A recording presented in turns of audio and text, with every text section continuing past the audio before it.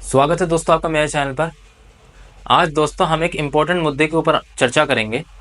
दोस्तों आज हम एक साइंटिफिक रिसर्च के बारे में बात करेंगे। नासा ने अभी भी एक ऐसा शोध किया है जिसमें जीवन और ब्रह्मांड के रहस्यों का पता लगता है।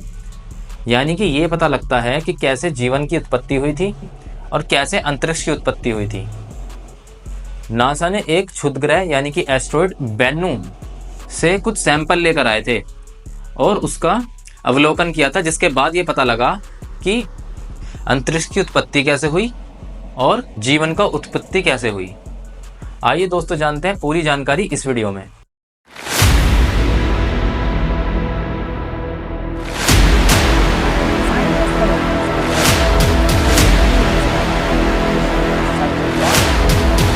वैज्ञानिक द्वारा किए गए नए शोध का बहुत महत्व है। यह हमारी अंतरिक्ष और जीवन के उद्भव के बारे में जो हमारी समझ है उसको बहुत आगे लेकर जा सकता है। एस्ट्रॉयड बेन्नू से प्राप्त नमूने में जीवन की उत्पत्ति के लिए इम्पोर्टेंट सामग्री मिली है। नमूने में ऑर्गेनिक कंपाउंड यानी कि कार्बनिक यौगिक पाए गए हैं, जिससे ये कहा जा सकता है कि ये जीवन की ओर संकेत करती है, क्योंकि कार्बनिक यौगिक का होना जीवन के होने का रहस्य को उजागर करता है और ये भी संकेत देता है कि प्रारंभिक सौरमंडल में इस तरीके के पदार्थ पाए गए थे। इस एस्ट्रॉयड द्वारा जल और जीवन के लिए इम्पोर्टेंट जो रसायन है उनका प्रसार भी किया गया है। शोध से पता लगता है कि बेन्नू जैसे छोटे से एस्ट्रॉयड में अन्य ग्रहों और चंद्रमा तक अपनी जल जीवन रसायनों को पहुंचाया है।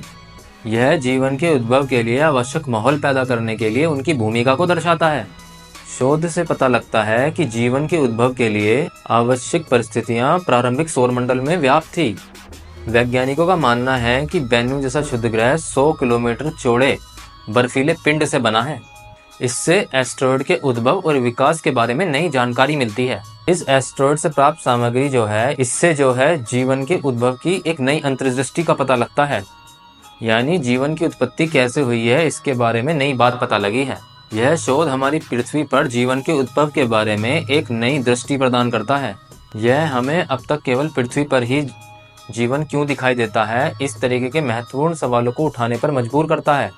कुल मिलाकर यह शोध हमारे जीवन और सौरमंडल के बारे में जो हमारी जानकारी है उस समझ को और ज़्यादा आगे तक बढ़ा देता है। यह न केवल पृथ्वी के उद्भव के बारे में हमारी सोच को बढ़ाता है, बल्कि अन्य ग्रहों और चंद्रमा पर भी जीवन के अस्तित्व को दर्शाता है। और साथ ही यह एक अंतरिक्ष अन्वेषण यानी कि स्पेस एक्सप्लोरेशन के लिए एक नई दिशा भी देता है। नासा के अंतरिक्ष यान ओसाइरिस रेक्स ने 2020 में बेन्नू एस्ट्रॉयड से सैकड़ों ग्राम सामग्री एकत्रित की थी।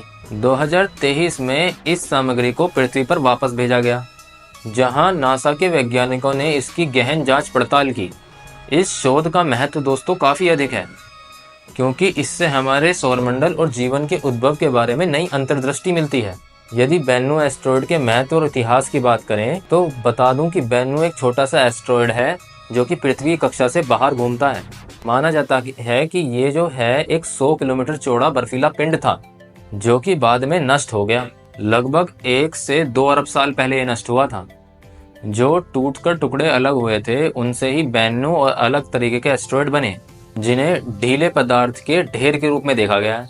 एस्ट्रॉयड बेन्नू का महत्व इसलिए सबसे ज्यादा है क्योंकि ये हमारे प्रारंभिक सौरमंडल की उस अवस्था का प्रतिनिधित्व करता है जब ग्रह और चंद्रमा बनने की प्रक्रिया चल रही थी।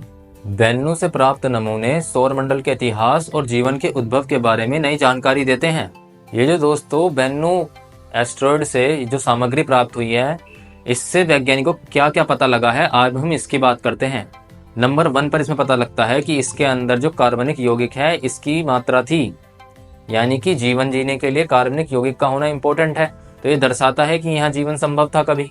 नंबर 2 इस पर सोडियम युक्त तरल मिला है, यानी जिस पिंड से टूटकर ये बना है वहां पर कभी खारा पानी हुआ करता था, इस बात के अंदेशे लगाए जा रहे हैं। नंबर 3 पर यह पता लगता है कि ऐसे ही क्षुद्रग्रह एस्ट्रॉयड ने जीवन सहायक रसायनों का प्रसार किया होगा चंद्रमा और अन्य ग्रहों पर।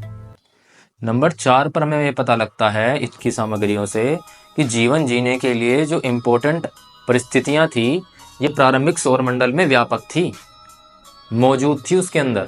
इन सभी निष्कर्षों से पता लगता है कि क्षुद्रग्रह से प्राप्त सामग्री हमारे सौरमंडल और जीवन के उद्भव के बारे में बहुत कुछ बताते हैं। निकी फॉक्स नासा के विज्ञान मिशन निदेशालय की एसोसिएट प्रशासक हैं, इन्होंने मिशन की प्रशंसा करते हुए कहा है कि यह हमारे सौरमंडल की शुरुआत के बारे में हमारी समझ को फिर से लिख रहा है।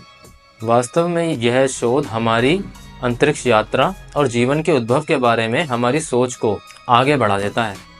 हालांकि दोस्तों, मैं बता दूं कि इन निष्कर्षों को पूरी तरीके से समझने के लिए और उनके पूरे व्यवहारिक प्रभावों का पता लगाने के लिए अभी और साइंटिफिक रिसर्च की आवश्यकता है। उदाहरण के लिए, हमें अभी तक पृथ्वी पर ही क्यों सिर्फ जीवन दिखाई देता है और कहीं क्यों नहीं दिखाई देता? ऐसे महत्वपूर्ण सवाल को उजागर करना और उनके बारे में समझना भी बाकी है। भविष्य में अंतरिक्ष एजेंसी द्वारा और अधिक एस्ट्रॉयड मिशन किए जाएंगे, जिससे हमारी समझ और भी बढ़ेगी। साथ ही जीवन के संकेतों की खोज करने वाले मिशन भी होंगे, जो मार्स और अन्य ग्रह और उपग्रहों पर रोवर भेजकर पता लगाया जाएगा। दोस्तों, आपको क्या लगता है, क्या इस क्षुद्रग्रह वेन्यू से बहुत सारे रहस्य जो हैं वो उजागर हो जाएंगे और सौरमंडल के प्रारंभिक जीवन के बारे में हमारी समझ डिफरेंट हो जाएगी अब से? आपको दोस्तों इस बारे में क्या लगता है? अगर इस तरीके की नॉलेज और इस तरीके की वीडियोस आपको पसंद आती है तो प्लीज़ दोस्तों मेरे चैनल को सब्सक्राइब कीजिए, लाइक्स कीजिए। बहुत बहुत धन्यवाद।